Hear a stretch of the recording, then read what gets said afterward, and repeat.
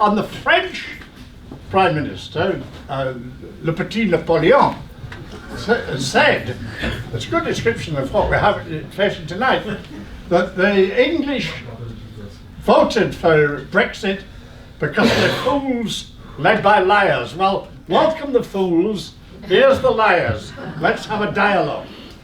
A dialogue, I hope, about what will come out of Brexit, because there's a feeling that the Labour Party is going to be pushed in its usual soft-headed way into a so-called people's vote.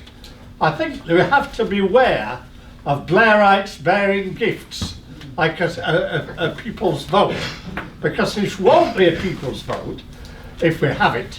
It will be a vote of some of the people to overrule the verdict of all the people. That's what it's about. It's not about democracy. It's about an attempt to stop Brexit in its tracks. And that is actually the essence of it. I can't see how we can vote on a subject where we don't know yet what the outcome of the negotiations is. We spent 18 months arguing among ourselves rather than negotiating with Europe. What we shall have to vote on is something that Europe agrees to, a negotiated position between the two sides. In those negotiations, we've certainly not got to be afraid of coming out without a deal. That wouldn't be disastrous. They're not going to stop the planes flying, and they're not going to stop things coming in. They're not going to stop the medical supplies, and they're not going to let the asteroids hit us and drive us all into, a breakdown of civilization.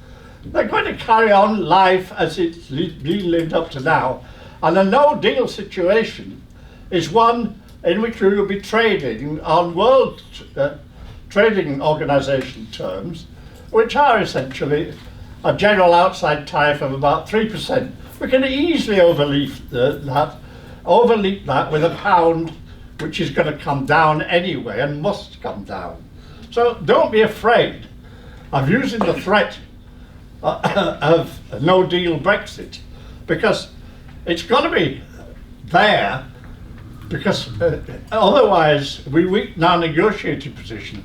We've weakened it enough already by 18 months of argument among ourselves as to whether we want a soft Brexit, a hard Brexit, an unnoticeable Brexit, or no kind of Brexit at all. That's not an argument that's realistic. What do we get depends on what we negotiate with the European Union, not on our decisions as to what kind of Brexit we're going to get, what kind of Brexit we want to have. So I want to look now at the situation that we're in, and there's been a general feeling that the tide has gone against us. That having won the referendum and having started the negotiations, now suddenly the people are rising up against the Brexit and against the whole issue. Just not so. What's happening now is that negotiations will continue. I can't speak for the government because I don't know, I'm not an expert in abnormal psychology, but I can speak for the Labour Party, and the Labour Party's position has to be one of coming out of the European Union, of Brexit. It has to support Brexit, because otherwise a Labour government is going to come in with its hands tied in a situation in which Berlin rules and which we are nothing. If you want to know about this myth about how we shall be influential, if you go back, have a look at this book, which is by Britain's ambassador to Germany. What he says is that we have no influence at all. We're outside most of the agreements. We're on the periphery of the Euro currency group, and we have no influence because everything is geared to what Berlin wants. This is a German-dominated organisation. And in that we shall be peripheral whether we stay or go.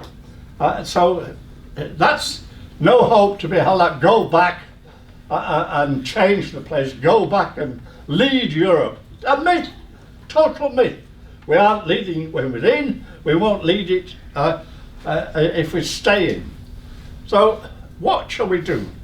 I think the situation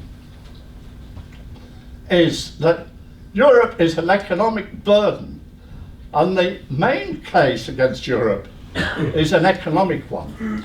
It is basically an agreement formulated to serve the interests of France in agricultural protectionism, which makes our food dearer, and to serve the interests of Germany by giving it a protected market in the European Union, a protected market for German industry, a powerful German industry which dominates the market.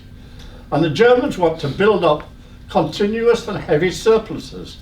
Those surpluses are built up mainly at our expense in Britain. It's going to be difficult. And yet Britain is in a mess. We've got to rebuild. We've got to have an economy which is broad-based, develop manufacturing, in other words, rebalance the economy. And that means that we've got to have some and use some of the weapons that developing countries, and indeed France and Germany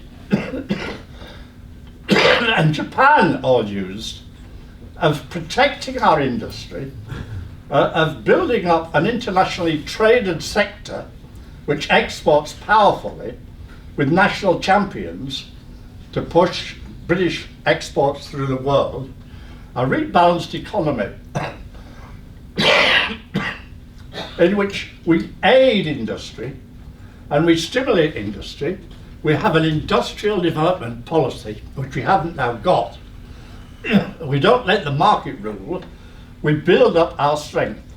That's the need, because at the moment the British economy is faltering. We can't pay our way in the world, we're in an enormous and growing deficit. We can't support the superstructures and the services that an advanced society needs. So to get out of that, we must rebuild. It's difficult to rebuild in the European Union, which drains us. The drain is the membership contribution, 11 billion a year. The drain is the common agricultural policy, which must cost, I don't know, John is the expert on this rather than me, but it certainly will cost about 20 billion a year, I would have thought, in higher food prices that we could get on the world market. It certainly drains us in the deficit we run, particularly with Germany, which is now about 80 billion a year. All those drains, billions every year, prevent the development of the British economy, export jobs, export production, export demand, export money to pay for it all. That's the trap we're in.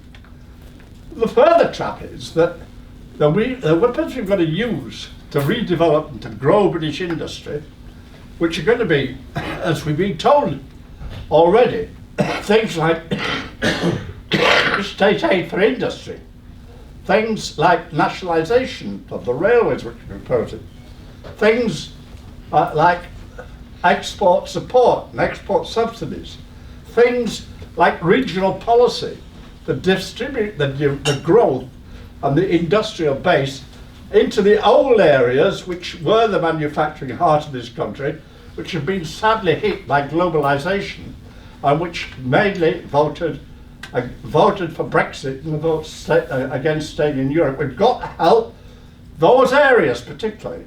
We've got to reward them for the suffering that they've been through. Now, all this is necessary policy, but most of it is going to be difficult within the European Union, if not impossible. Some of it is ruled out specifically, but the rest of it, while they say, you know, we can negotiate an agreement, we can do this, we can do that, we can't. You can't have a consistent policy if every weapon you use is going to be liable to be struck down by the European Court, which serves the interests of Europe, not the interests of Britain. So from a national point of view, it's essential for Labour to be able to use the weapons which other countries have used to grow and to build their strength, to regain our strength, to stand on a platform of make Britain strong again. something we can't do inside Europe. Make it strong by Brexit, by bringing the pound down, by competing on world markets, by regrowing our manufacturing, by spreading the growth around the country so it's less choked up in London. And we can't do it unless you recognise, which I think is the basic part of this argument, that it's only the nation state, only the nation state, which has allowed us and helped us, provide the framework to make the people wealthy and to give the people benefits and to give the people support and to give them democratic control over those processes. You can only do that in the nation state, and that's Labour's responsibility.